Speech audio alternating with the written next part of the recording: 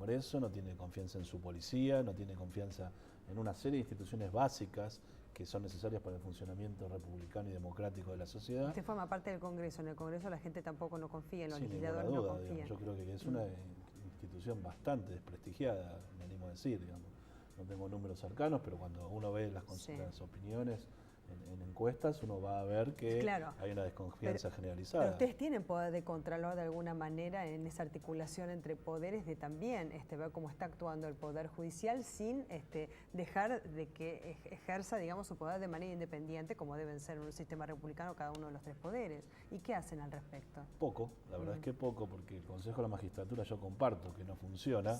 Tampoco soy iluso de creer que un grupo de 10, 20 o 30 personas resuelve un problema institucional que yo creo que lleva años, quizás décadas en la Argentina, y que no se puede resolver solo con un organismo que estaba pensado para resolver algunas cuestiones, pero no un problema que desde mi punto de vista es endémico en términos de la justicia, porque va desde el juez de primera instancia, al de Cámara, a los juzgados provinciales, a los juzgados federales.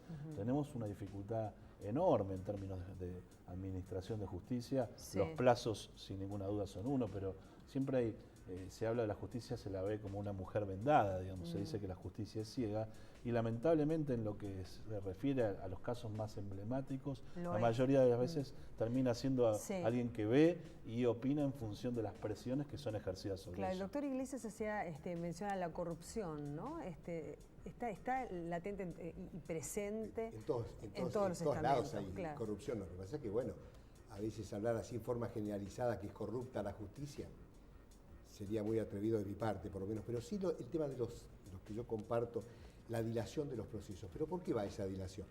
Yo estoy en el derrumbe de Villa Urquiza. Yo ya tengo 3 personas, que son el constructor, que manejaba, las personas operadores de la máquina, estaban procesados por también estrago doloso, es lo mismo que Cromañón, o sea, la figura es la misma en diferentes lugares. No, porque quedó culposo, se modificó. Claro, pero incendio culposo, seguido de muerte. Claro, pero al principio era la calificación era estrgo doloso. Al principio acá se cambió. Queda estrago doloso, ¿no? Ese derrumbe. Están los funcionarios que van a ser citados indagatoria, los 3 funcionarios en la escala jerárquica de la dirección. Bueno, pero ¿por qué se dilata?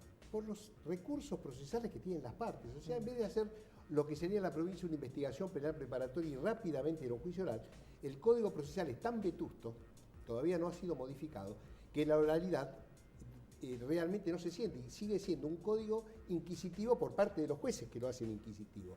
¿Por qué? Porque si hay una apelación a una medida que después tiene que ser revisada en el juicio oral, a un testigo se lo cita en la comisaría, se lo cita en la fiscalía, se lo cita en el juzgado, en provincia, acá se lo cita si es delegada la causa a la fiscalía y después nuevamente ratificado en el juzgado y después nuevamente llevado al juicio oral. O sea que un testigo que tiene que explicarle a varias personas varias veces lo mismo. ¿Y por qué? Bueno, porque el código realmente no podemos modificarlo. ¿Por qué? Porque para esto se necesita decisión política. ¿Qué hay que modificarlo? Y hay que modificar la celeridad del proceso. O sea que, ¿cómo es en Estados Unidos? En Estados Unidos hay causa, el fiscal lo habla, hay causa para llevar la causa adelante. El juez, con las pruebas que reunió en ese momento, después lo lleva a un juicio. Eso es juicio por jurados, ¿no? Donde hay bueno, acá está previsto, ya está aprobado. En el código, Córdoba empezó, digamos. Claro, el código, hay un código ya penal que se está revisando, que ya tiene aprobación en la comisión en general, en la comisión por parte de los diputados, y ahora había que revisar artículo por artículo. Bueno, si seguimos así va a perder estado parlamentario, pero bueno, es muy interesante porque prevé el juicio por jurado. Sí, bueno, hablábamos de 3 poderes, ¿no? Usted representa el Poder Legislativo, hablábamos del Judicial, y bueno, vamos a hablar ahora del Ejecutivo, ¿no? A ver, por ejemplo, la propia Presidenta Cristina Fernández de Kirchner, cuando se pronunció en relación con la tragedia de Once y la actuación que debía tener la justicia en ese momento. Pero le pido algo a esta justicia, le pido algo encarecidamente. Esta pericia para determinar los responsables directos e indirectos no puede durar más de 15 días. No le estoy poniendo plazo a nadie, por favor. Es imposible. Te digo lo que tardó la pericia que tuvimos que hacer en este caso en Villa Urquiza, y los peritos tienen que realmente, para hacer algo serio, tardó, por lo menos está tardando cerca de 5 meses. Doctor Iglesias. No, yo lo que creo es que no nos podemos tomar de una frase que lo que trata es de desviar el centro de la atención. Lo que trató de hacer la presidenta con esa intervención es reparar en la justicia y no en las propias responsabilidades del Poder Ejecutivo, que no pasan por una pericia, o en todo caso pasan por varias pericias, pero el problema no es la seriedad de las pericias, sino la voluntad política y la voluntad política de un juez desde un punto de vista de política judicial de ir adelante con las investigaciones. Yo creo que el punto pasa por ahí. No es un problema ni de leyes, las leyes son malas sin ninguna duda, es un problema de hombre, porque si no siempre vamos a poner el carro delante del caballo. No, pero si yo puedo apelar, doctorazo, si yo puedo apelar un determinado decreto del Poder Judicial y ese decreto va hasta la Corte Suprema. Sin ninguna duda. Ahí tardamos 1 año o 2 años. Sin ninguna duda, pero eso depende... Y por eso la habilidad de los profesionales que llevan las causas y la dilatan hasta para poder llegar a la prescripción de la acción. Y la complicidad de los jueces, porque esa habilidad solo ocurre en ámbitos donde se la deja ejercer. Yo lo que digo, por ejemplo, nuestros jueces de instrucción sin ninguna duda tienen un código inquisitivo, pero lo pueden adoptar de 2 maneras. Les doy un ejemplo. La jueza de instrucción que instruyó en la causa de Mariano Ferreira lo hizo en 9 meses. La instrucción de Cromañón duró 6 años. Es un tema de decisión del propio juez con el mismo código. Con la causa de Mariano Ferreira. Bueno, pero la comparo la causa de Mariano Ferreira con otra comparable y la duración va a ser absolutamente distinta si hay una decisión distinta de parte del juez.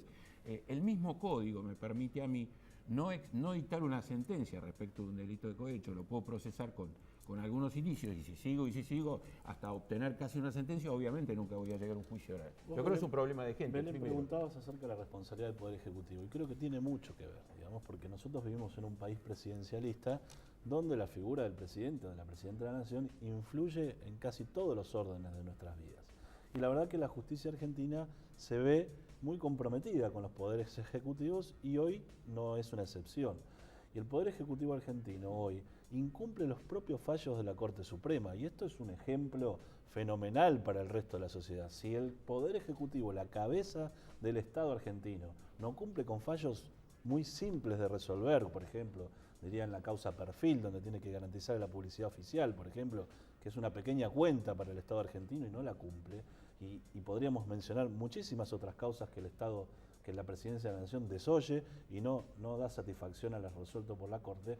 ¿Qué imagen le da al resto de la ciudadanía? Digamos, la de que se puede incumplir las decisiones de la justicia, aun cuando son buenas, digamos que no hay ninguna necesidad de atenerse a lo que la justicia resuelva. Hoy vivimos un clima donde, por ejemplo, ante una investigación sobre el vicepresidente de la Nación, se hizo renunciar al Procurador General de la Corte, se hizo renunciar al juez que llevaba adelante la causa, se hizo saltar al fiscal que llevaba adelante la causa. Bueno, se buscan jueces amigos para una determinada causa, más allá de las posiciones que tengamos en esa causa. No está bueno que los jueces sean amigos ni de una parte ni de la otra. Sin embargo, está claro y es notorio que todos los días vemos cómo se recusa a un juez, renuncia a otro, se aparta a otro de la causa. Y ese es un clima en el cual nadie que tenga la buena voluntad de impartir justicia honestamente lo va a hacer. ¿Hay un ámbito corporativo entre los jueces? Sin ninguna duda, la corporación es una de las mayores enfermedades que tiene la justicia. Basta ver las reacciones de tipo corporativo. Un ejemplo de uno de los grandes escándalos que tenemos. Nosotros tenemos hoy una justicia nacional y una justicia de la Ciudad de Buenos Aires. Hay fueros que se duplican y en realidad no se unifican como correspondería, porque sería racional, tendría que ver con los recursos, con los gastos, simplemente por una decisión corporativa de unos jueces que no quieren dejar de ser jueces nacionales. Esa es la corporación que sale a defender a los jueces cuando se les critican los fallos, etc. Eso es muy complicado, la corporación cuando se siente agredida, cuando vienen jueces que no son de la carrera judicial, que vienen de afuera. Y la misma corporación del Consejo de la Magistratura, porque esa corporación hace que no se pueda juzgar a un juez cuando ha tenido mal desempeño, porque dice que los jueces hablan por sus fallos y que los fallos pueden ser equivocados y por eso que tiene una instancia superior de revisión. Pero ahí está el problema. Yo he llevado a camaristas, los han suspendido, los hemos llevado al Consejo de la Magistratura ya suspendidos y la corporación de los magistrados junto con los colegios de abogados, porque no los podemos dejar de lado. ¿Por qué? Porque el abogado litiga normalmente en el fuero Y entonces a veces siempre quiere quedar bien porque no quiere cuestionar al juez. O sea, ¿los abogados son parte del problema? Son parte también del problema, porque no los podemos dejar de lado. No, dice el doctor. No, ahí no estoy de Y es acuerdo. parte del problema porque integran los consejos de la magistratura.